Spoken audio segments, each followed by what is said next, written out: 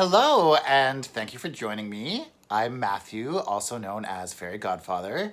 This is my YouTube channel, Fairy Godfather Knits, where I talk about knitting, creativity, fiber, sometimes design, so on.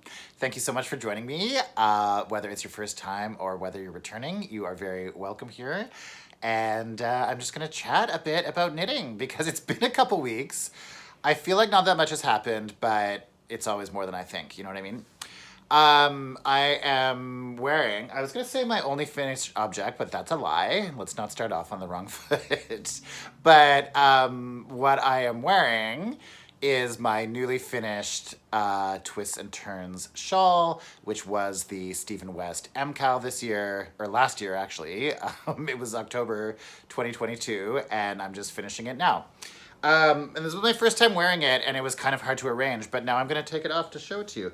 I'm sure you've seen it in various people's, channels and Ravelry pages and Instagrams. Everyone's talking about what a strange shape it is. To me, it looked like a Ferengi ship while it was blocking. I don't know how much knitting and Star Trek overlap there is, but hi friends, if you are. But I'll show a picture. I sent it to my brother. I was like, doesn't this look like a Ferengi ship? And it absolutely does. The yarns are from Songbird Fibres. She put a kit together for the MCAL. I love it. She did, this, the pink, which is the accent color, is her flamingo colorway. And she had offered to do it as a solid or a semi-solid without the sort of black and gray for the shawl kit. But I liked it. And so I asked for the original regular flamingo. And I'm glad I did because I love how it looks. I love how in these wings, it sort of blends a little bit. It worked out really well with that I-cord embellishment through the cables. That was kind of a new thing that I was obsessed with. But again, I like how it looks dark and pink, Hello. So anyway, I'm very happy to be done. I did a little survey as to whether or not I should add tassels, and it was very close, almost exactly 50-50. I'm just not sure yet. I just wonder, I sort of feel like they might get caught on things. See, however I keep doing this, it flips around so it's the underside of the cables. I don't like that. Anyway, this is my this is my first finished object, the Twists and Turns shawl by Stephen West. I had mentioned at one point I was going to do a whole video about this shawl, and I don't think I'm going to now. It's just too late. Everybody else has already done it, and there's nothing really new to say about it. It would just be showing you my mistakes, which there are a few of, but only in ways that make it more beautiful and unique. And nothing that would be super visible or whatever. So anyway, I may add tassels, I may not. Otherwise, this is finished. And I'm enjoying it. I enjoy. It's odd. Everyone talked about how it was a little bit odd. It definitely is, but I can work with it. Let's put it that way. Okay, I'm going to go out of order, and I'm going to show you a works in progress before I show you other finished objects. We're adaptable people, right? We're flexible. We can roll with that. Because what I have discovered or rediscovered is the joy of the ensemble and how things can be matching and how you can make multiple accessories that go together to form a cohesive look. So if there's a theme for today, that's the theme. I had the pleasure of being mentioned on another channel called My Yarny Corner. And so I went to check them out. They are a knitting and crochet podcast. Highly recommend you check them out. They were talking about this pattern, the Nordwand by Brigitte Grunwald. Nordwand, I don't know. And they are fingerless mitts, and they have this sort of unusual construction. And so I decided to do them, and I had enough yarn left over from this. Let me touch it. I had enough yarn left over from this that I was like, I'll try. I didn't know if they would be symmetrical, but they're taking way less yarn than I expected. And this is also my first time using double-pointed needles. So you can see, can you? It's like a little volcano. I keep thinking about, do you know those fancy cheeses that come, they look like this, they have a waxy outside, and then you have to cut off the top and sort of scoop out the cheese. Anyway, that's what I've been thinking of all while I make it. So it's completely symmetrical, 4 sides, and this is the thumb hole. So you like, your thumb goes in here. These, I'm not going to be able to do it, but these 2 sides, as you can imagine, will meet and join on this side. And then the top and the bottom, you pick up and do ribbing. So I knew because the flamingo colorway is kind of speckled or variegated, as I said, and is so similar to the gray, I knew they couldn't be beside each other or the color work wouldn't read at all. So I knew the red had to be in the middle. So yeah, I love how they're working out. It's really fun. Like I've really, really enjoyed this knit. You just increase 8 stitches every second row and follow the chart. And I don't know, yeah, it's just been really fun and I think they'll look great together. So I'm gonna do a bit more gray before I seam them. And then I'm gonna do red for the ribbing at the fingers and the wrist. And I should have enough yarn to do both. I have this much left. I don't know where the accent color is. Yeah. Here. So it should be enough. I was worried, but it's going to be enough to do both gloves and have extra. So you guys know I've mentioned a few times before wonderful dyer Jeanette at Small Fish Yarns in St. Albert, Alberta. And I had used her colorway Cinnamon Girl for the stag sweater that I did way back. I had used her Into the Mystic in my Queer Little Nightmares sweater. And I was talking specifically about the Cinnamon Girl colorway and how trying to use up my leftovers of it is what inspired me to use it for the welts in this armored cardigan by Stephen West. And I've been trying to finish it. And so last episode, I was talking about how I was worried I might run out of it. Even before I guess I'd said that, Jeanette at Small Fish, she's retiring the colorway because she can't source one of the dyes used for it anymore. So she's retiring it, and she put aside a skein of the Cinnamon Girl DK, knowing that I might need it. So when she heard me mention it in the last episode, she contacted me and let me know that she had put it aside. So that is on its way to me. Bless, and thank you, Jeanette. And that's why, or one of the many reasons it's wonderful to have relationships with indie dyers. So I'm just so thrilled because I would have been really in a pickle if I couldn't get any more of it. Now, I only had a little bit left. It was all tangled, as you may recall. I did manage to wind it all up like this. And then it seemingly lasted forever. So, okay, I decided on this accessories kick that I'm on, I decided to make matching gloves and hat to go with the cardigan when it's finished because I thought I was stalled out and that I couldn't continue. Okay, so the first thing I did was make these log cabin mitts by Karen Templer. This was one of the first patterns I found. It's a free pattern that you can get on their blog. And it's really fun and easy. It's a modular knit. So here's the first one I did. I mean, they kind of go like this is the back. And then this is the front with the thumb. So, I mean, shall I model it for you? So this is the first one. And then the second one. This is from that yarn that I recovered in my Yarn Rage story, if you've seen that episode. Yeah, so they're not symmetrical, obviously, but they obviously match. And I think with the cardigan, it's going to look great. I'm hoping to have it finished by St. Patrick's Day and be able to do a full St. Patrick's Day outfit.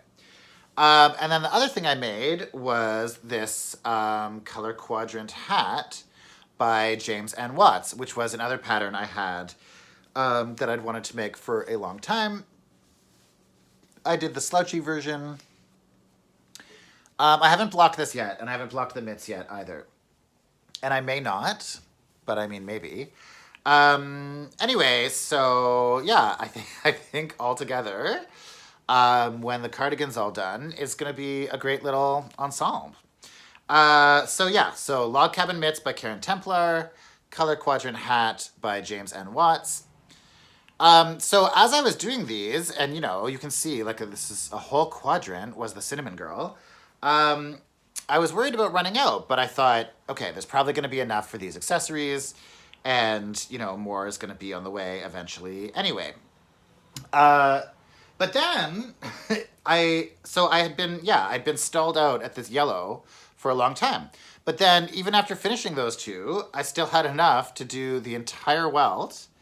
And then I was able to do the next section. And I still have more. Now this will not be enough for an entire welt, but I will at least be able to get started on this next welt. I'll probably do that today or tomorrow. And then I should have the new yarn from Cinnamon Girl, or the new yarn from Small Fish Yarns. The yarn itself is in the colorway Cinnamon Girl.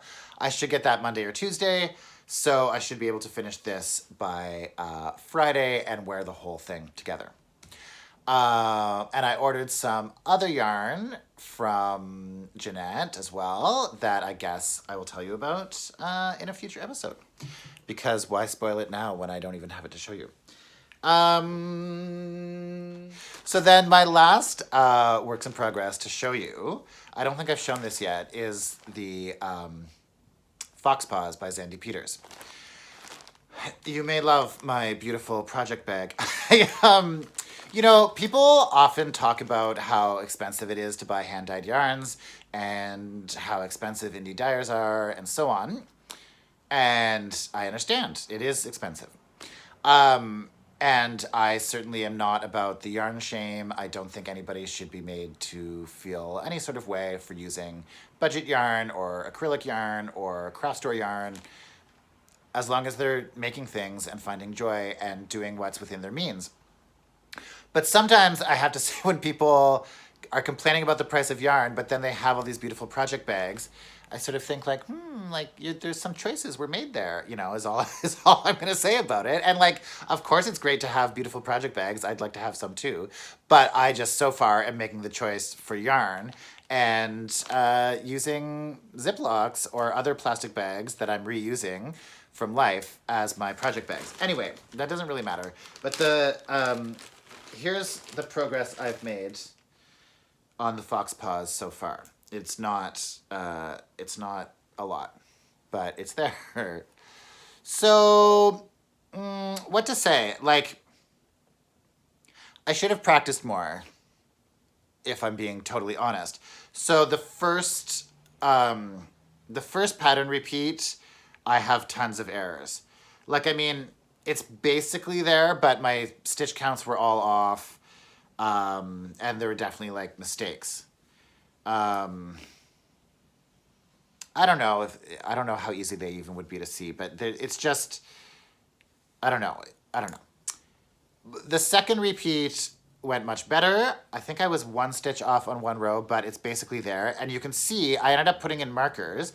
The pattern doesn't call for markers, and I understand why, because you would have to shift them a lot, or I just do have to shift them a lot. But for me, it helps. It just helps me keep count. When there's a really long row, and in the middle of this, when you've done a lot of the stacks, it's up to 300 and something stitches.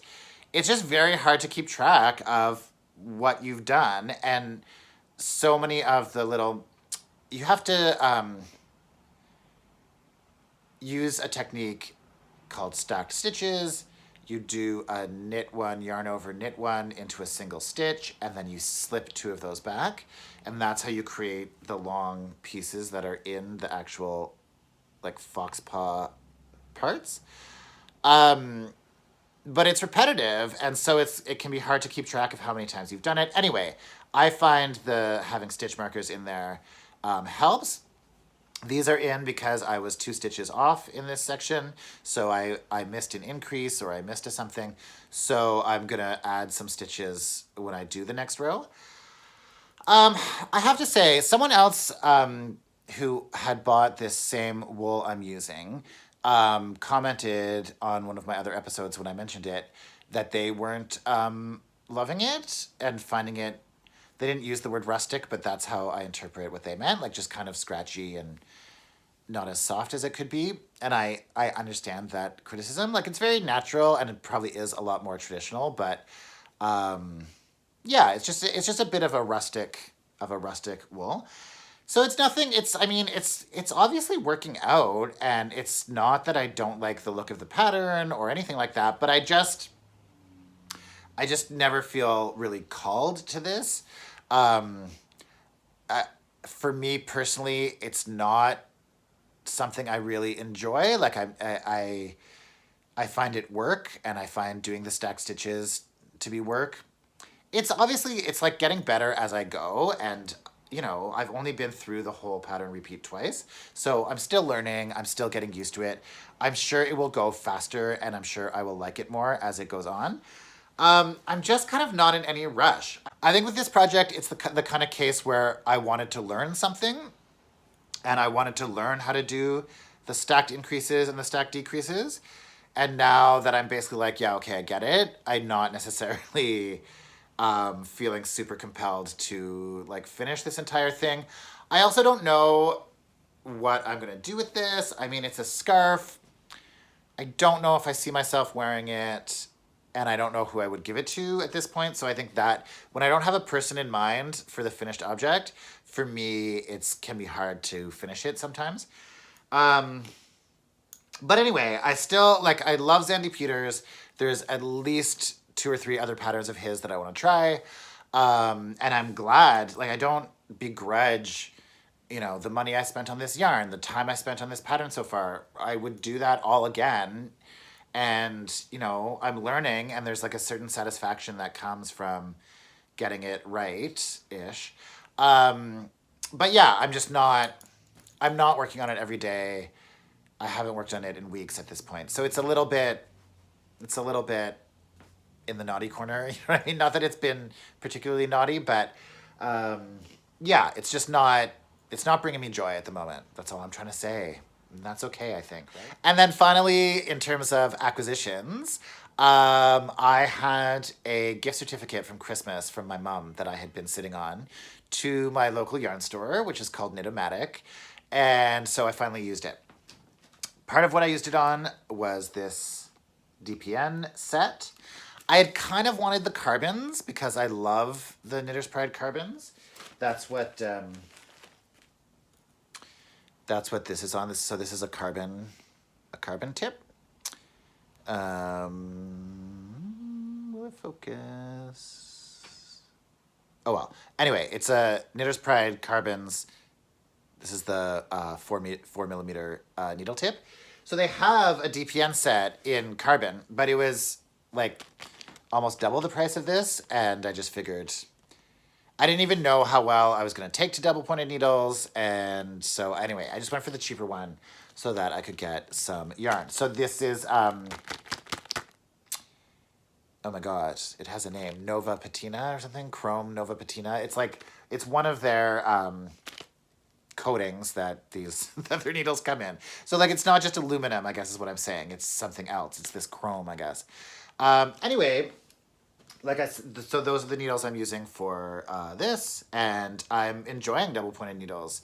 Of course, it's like a bit finicky at first. There's like a learning curve, of course, but I really liked it. But then, so I also did get some yarn.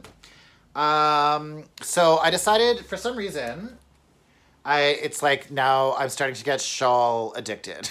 I should have known that this was coming, but I just want to always be working on a shawl. Like, it's just great to have a shawl. I've been I think I've just been very sweater focused for a very long time. And I forgot that well, accessories have been really nice because they're fast. You just finish them so fast, and you have a finished object like within a couple days.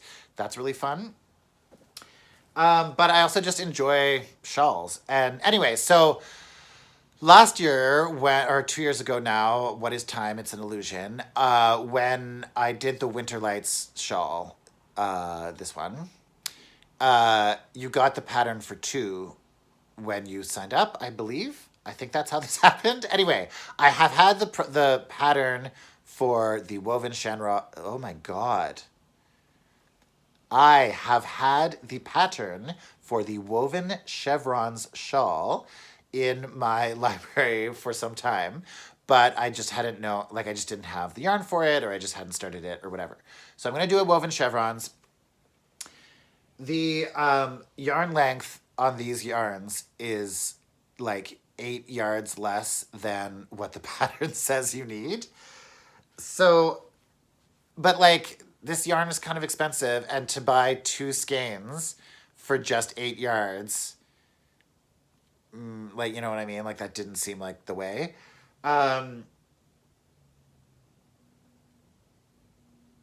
So I'm just hoping. Sorry, I was like, I'm a tight knitter. Does that mean I use less yarn because it's tight, or does that mean I use more yarn in less space or something? I don't know. Anyway, anyway, I'm worried. So I'm just already worried that I'm playing yarn chicken and that I'm gonna run out of yarn at the end. But we're just gonna go for it. And like 8 yards. Like how long is 8 yards? Like, come on. You know what I mean? I just feel like it's gonna work out. Anyway, so. I can't say it. Woven chevrons shawl. I'm sure you've all seen pictures of it. I'll put it up here. So I got Artful Belle, which is that, I should just say Artful. Oh my God. Artful Belle. So Artful is the company. They're Canadian. Belle is the base, like it's their fingering. So it's 80% merino wool superwash and 20% nylon. So anyway, this is the colorway Cabernet. So that's going to be my main color. And then I went a little crazy, but I'm so excited. Peridot or Peridot, Peridot, Aquamarine, and Spicy. So these are going to be the 3 colors of the chevrons on this wine base. So it's a little out there, but I think it's going to be really fun. And I'm into it. And I got my brother's approval, and he's my sort of color guru. And I was like, do you think this is as award-winning as I think it is? And he was like, yes, I absolutely do. So I don't know. I almost want to cast this on today. Like I'm just itching to catch it on. Itching to cast it on. I don't know why I can't enunciate or pronounce today. Thanks again so much for joining me today. It means so much. I hope you've enjoyed your time. And if you've made it this far into the Knitcast, please consider subscribing. It really helps the channel grow. Oh, I meant to say, hold on. I want to say so much to all the other YouTubers that have mentioned me and sent some of their viewers my way. A Yarny Corner, the 3 a.m. knitter, of course the Knitty Stew, who I've mentioned before. And thank you guys for telling me where you found me or who you heard about me from. I thought that once I reached the watershed of 1,000 subscribers, that I would give away a copy of this book called Watershed. It's a really great book by a Canadian writer. I had the pleasure of hosting a panel for the Victoria Festival of Authors, where I got to interview Doreen and 3 other writers. This is a work of ecofiction about climate change and a farming family. I'm not going to give too much away, but it's a great novel. And so I will do a giveaway for this once I reach 1,000 subscribers. Thank you so much for joining me. I'll be back next week with another video. And as always, happy knitting. Take care. Bye.